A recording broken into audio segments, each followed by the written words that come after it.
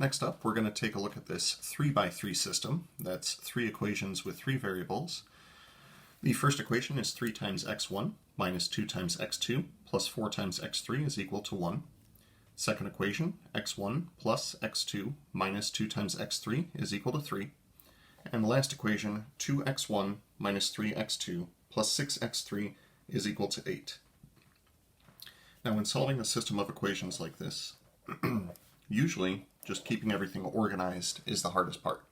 So I'm going to label these equations as equation 1, equation 2, and equation 3. So our first step is going to be to eliminate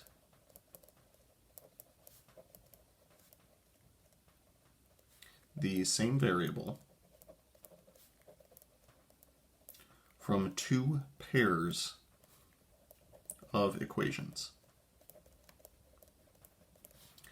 So eliminate the same variable from 2 pairs of equations. Usually this is most easily done by identifying any variable in here that has a coefficient of either positive 1 or negative 1. Those are usually the easiest to work with for these eliminations. So I'm seeing that that's true with x1 as well as x2 in equation number 2. So I think what I'd like to do is take equation 2 and equation 1 and then equation 2 and equation 3 and eliminate either the x2 variable or the x1 variable. Now, because the x2 variable already has a plus sign and the other two both have minus signs, I think that I'm going to eliminate x2.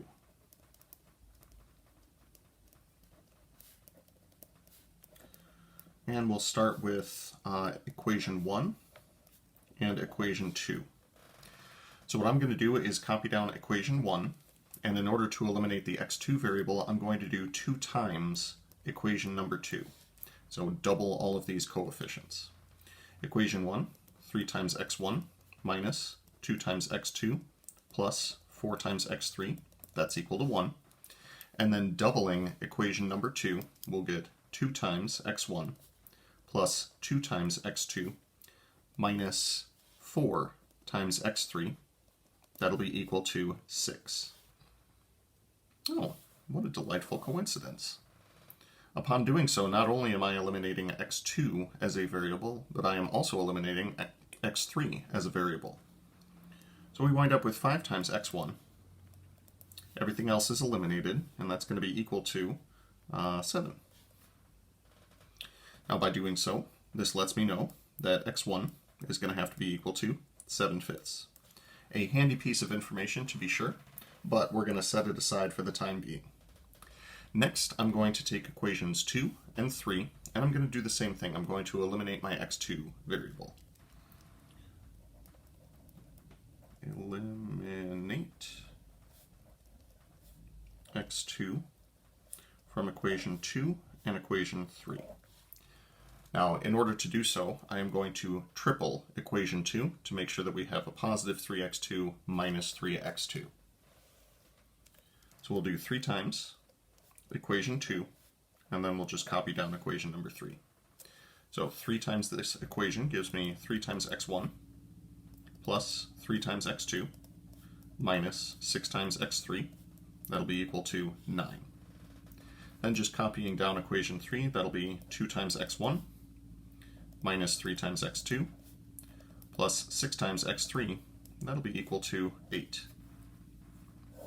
By adding these equations together, once again, I'm going to be able to eliminate my x2 variable. However, another delightful coincidence, we're going to be eliminating the x3 variable as well. So adding the x1 terms together, we'll get 5 times x1 is equal to 17, which of course lends itself to x1 is equal to 17/5. However, that is inconsistent with the result that we got from the first set of equations. The first set of equations says x1 should be equal to 7/5, not 17/5. We have now arrived at what is referred to as a contradiction. As such, we can conclude that the system has no solution. The term that we use for this is inconsistent. As soon as you arrive at a contradictory piece of information like, 7/5 is equal to 17/5 because they're both equal to x1, that's when you're allowed to draw the conclusion that the system is inconsistent.